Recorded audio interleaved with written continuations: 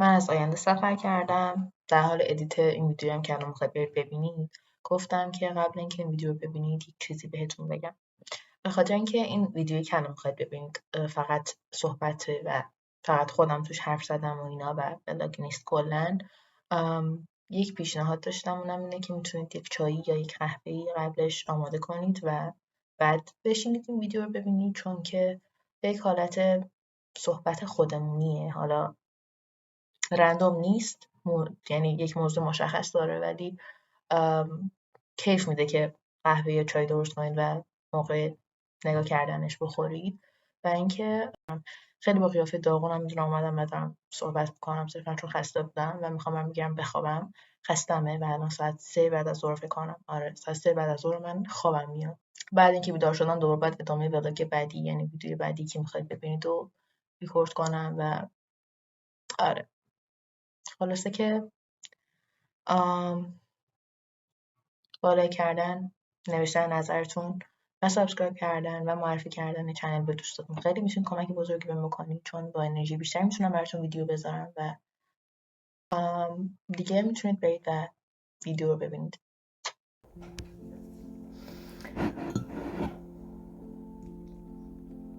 ویدیو امروز یک تاپیکی داره که من هنوز نمیدونم که اسمشو قراره که چی بذارم. فقط صرفا قراره دربارش حرف بزنم، چون که حس کردم که نیاز دارم که دربارش حرف بزنم. صرفا نوشتن کافی نبود، یعنی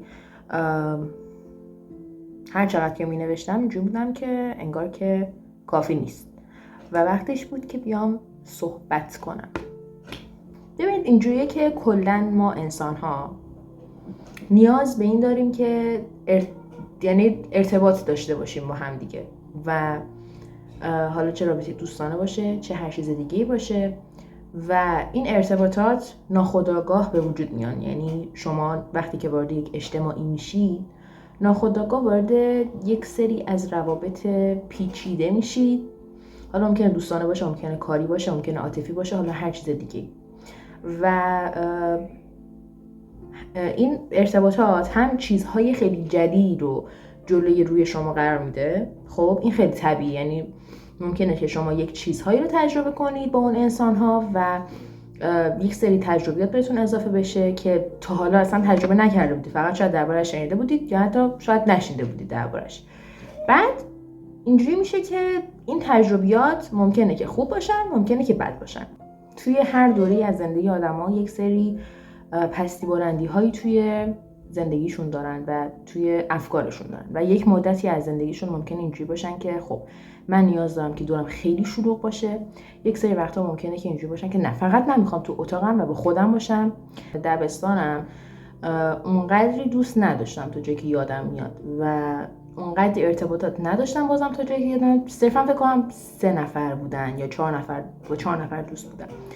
و من از کلاس حالا راهنمایی میشه گفت یک کوچولو بیشتر شدن، حالا اون قبلی‌ها هست شدن و جایگزین شدن، یعنی ناخودآگاه توی یک دوره از زندگی آدم‌ها جایگزین همدیگه میشن که صرفا گزینه‌های بهتر میان، اونا میرن دنبال کسایی که ممکنه تو زندگیشون بهتر باشن، یعنی دوست‌های بهتری میرن دنبال دوست‌های بهتر و شما آدم‌های بهتری رو دوباره پیدا می‌کنید از اونها که ممکنه تاثیرگذارتر باشن از اونها تو زندگیتون. از یک مقطعی وارد یک مقطع دیگه میشید، یک سری آدم‌ها کلاً عوض میشن و جایگزین آدم‌های قبلی میشن و ممکنه از بین همون کسایی هم که تو اون دوره جدید از زندگیتون پیدا کردید یک سری آدم‌های سمی پیدا بشن، یک سری آدم‌های پیدا بشن که براتون موندگار باشن، یا ارتباطتون قشنگ ثابت باشه و به درد همدیگه بخورید، به همدیگه یک سری اطلاعات همیشه اضافه کنید و به درد بخور باشید واسه هم دیگه. میدونید چی میگم؟ صرفا اینجوری نباشه که آره دیگه این آدمیه که همیشه هست و این آدمیه که مثلا هیچ وقت قرار نیست بره، یه همچین چیزایی. رسیدیم به مقطع دبیرستان،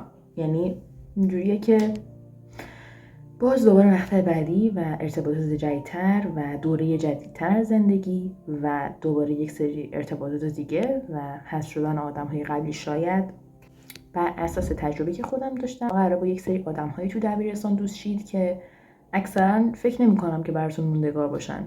یعنی به شخصه برای من اینجوری بوده. شاید از بین اون کسایی که تو دبیرستان باشون اوکی بودم، نهایتش 4 نفر برای من، 3 نفر برای من بودن و به نام دانشگاه.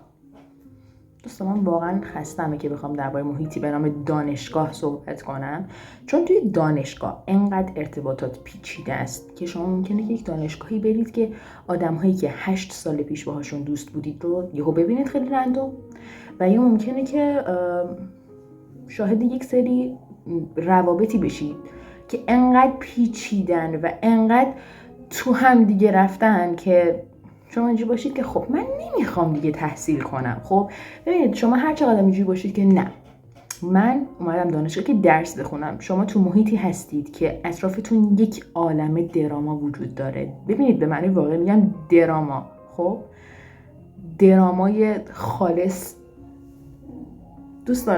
دوستان واقعا حرفم قبول کنید، انقدر توی دانشگاه من یعنی اینو که دارم میگم قشنگ همه چیزهایی که با چشم میدم و جلوی چشم رد میشن، خیلی جدی. انقدر شما اونجا اینجوری هستید که گیج میشید که من بهتون حق میدم، خیلی جدی دارم میگم.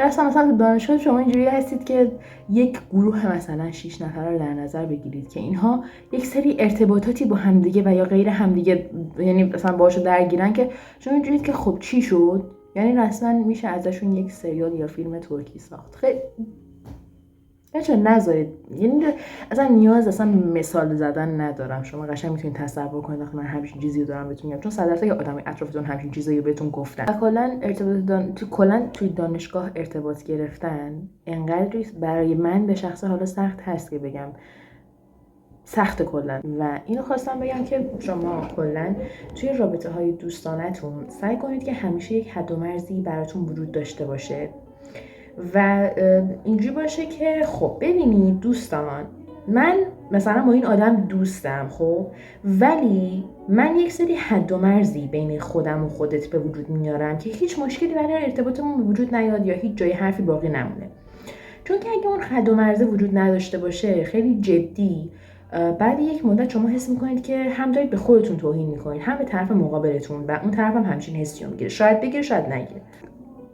برای اکثر آدما جواب میده این حد و مرز مشخص کردنه. چرا توی قهوه‌ام داره مورچه میره؟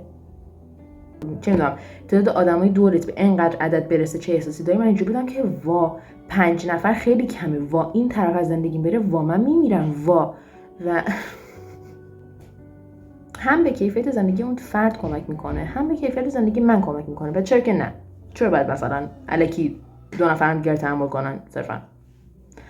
و کلا به مرور زمان این اتفاق میفته، چه بخواین چه نخواین و یک سری از ارتباطات به وجود میان که تموم بشن. اصلا اینجوریه که اوکی ما یک سری ارتباطات تو زندگیمون عملا داریم که بعد یک مدتی نابود میشن و خراب میشن و حالا این وسط چیزی که گیر شما اومده یک سری تجربیات و یک سری دانسته هاست که توی دوستی های بعد اونها رو رعایت کنید و هیچ مشکلی دیگه واسه روابطتون پیش نیاد، یعنی اون مشکلات به کمترین میزان ممکنشون برسه. و من گفتن اینا خیلی سبک‌ترم کرد چون حس می‌کردم که مغزم خیلی خطی و شلوغه و این یک بخشی از مغزم بود و اینجوری بودم که خب بذار که دربارش صحبت کنم. خیلی جدی نیاز داشتم که دربارش صحبت کنم. این کلا خیلی طبیعیه و من اوایل شاید ناراحت می‌شدم خیلی جدی. ولی بعد اینجوری بودم که نه اونقدرم عجیب نیست، چون که آدم‌ها نیاز دارن که کلا ارتباطاتشون رو هم گسترش بدن هم ارتباطاتی که کمرنگ شده رو و داره وقتشون رو میگیره رو از بین ببرن. خیلی جدی. و الان شاید نسبت به 3 سال پیش شاید که نه قطعاً از اون 30 نفر شاید فقط خیلی کمتر از 10 نفر و یکم بیشتر از 5 نفر میشه گفت مثلا 7 نفر در جمع هستن که من مثلا تو شهری دیگه هستن و من هنوز باشون در ارتباطم و هنوز کیفیت ارتباطمون شاید خیلی با هم حرف نمیزنیم ولی با کیفیت مونده و هنوزم حرف برای صحبت یعنی موضوع برای صحبت کردن داریم و خسته نمیشیم از صحبت کردن با هم دیگه. مثلا اون شده 3 ماه با هم حرف نزنیم و یکم مثلا با هم دیگه حرف بزنیم و اینجوری باشیم که مثلا تو این مدت اینجوری شد فلان شد بسار شد و جفتمون اصلا ناراحت نیستیم چون میدونیم که دغدغه‌های خودمون داریم تو زندگی، گرفتاری خودمون رو داریم و کار خودمون رو انجام بدیم و هر وقت که تایم کردیم حال همدیگه رو میپرسیم و ممکنه که برای یک سری آدما جواب نده یعنی خیلی جدی ممکنه که برای یک سری از آدم‌ها جواب نده، به خاطر اینکه یک سری از آدم‌ها نیاز دارن که هر روز با هم دیگه حرف بزنن و هر روز از حال هم دیگه خبردار بشن، ولی برای یک سری از آدم‌ها، برای یک سری از ارتباطات این اصلا ملاک نیست و اینجوریه که اون کیفیت سر جاش میمونه. شما هر چقدر هم که بخواید دیر به دیر از حال هم دیگه خبردار بشید و ارتباطات به وجود میان که یک سری هاشون از بین برن. نمیدونم این جمله رو درست میگم یا نه، ولی چیزی که تو ذهن من هست همینه. یعنی عملا شما به یک سری از آدم‌ها دوست میشید تا با یک سری از آدم‌ها خاطره میسازید و تهش از بین میره اون ارتباطه. حالا میدونم ناراحت کننده است، ولی بعد یک مدت شما با این شرایط کلا ارتباط میگیرید و اینجوریه که خب آدم‌ها میان که برن و آدم‌های جدید بیان و اطلاعات جدید بیان و کلا اتفاقات جدیدتر و بروزتر بیفته تو زندگی آدما و اون اوایل خیلی ناراحت کننده است برای آدم. یعنی کلا هضمش خیلی عجیب، اینجوری من چیکار کردم مگه؟ شما حتما نباید کاری کرده باشید، صرفا اون ارتباط دیگه به درد نمیخورده دیگه حتما. و بازم میگم برای یک سری از آدم‌ها تعداد آدم‌هایی که تو زندگیشون دارن مهم نیست و صرفا اون کیفیت مهمه که مثلا دو سه نفر توی زندگی من باشن، ولی اونقدری باشن که من نیاز نداشته باشم که با کسی دیگه آشنا بشم. ولی از نظر من یه کوچولو ایراد توی این طرز فکر وجود داره. چرا؟ چون که کلا آدما هر چقدر که با آدم‌های جدیدتری آشنا بشن، سلایق مختلف مثلا با طرز فکرهای مختلف آشنا میشن، چیزهای جدیدتری میتونن تو زندگیشون یاد بگیرن، تجربه‌های جدیدتری دارن و کلا انگار اون کسایی که دور و برشون مثلا ارتباطاتشون گسترده تره، نمیگم همه، ولی هر فره گفتن بیشتر دارن. به اینجوریه که انگار ارتباط گرفتن با آدم‌های مختلف از سبک‌های مختلف خیلی تاثیرگذاره توی زندگی، چون کلا یک بخش از زندگی ما برمیگرده به ارتباطات. یعنی این اصلا دست خودمون هم نیست، کلا برمیگرده، چون کلا ما داریم تو دوره‌های مختلف زندگی میکنیم، از مدرسه و حالا چه میدونم دانشگاه بگیری تا محل کار و حالا مسافرت رفتن و چه میدونم اینجور چیزا، حالا مهاجرت کردن که اصلا جای خود داره و کلا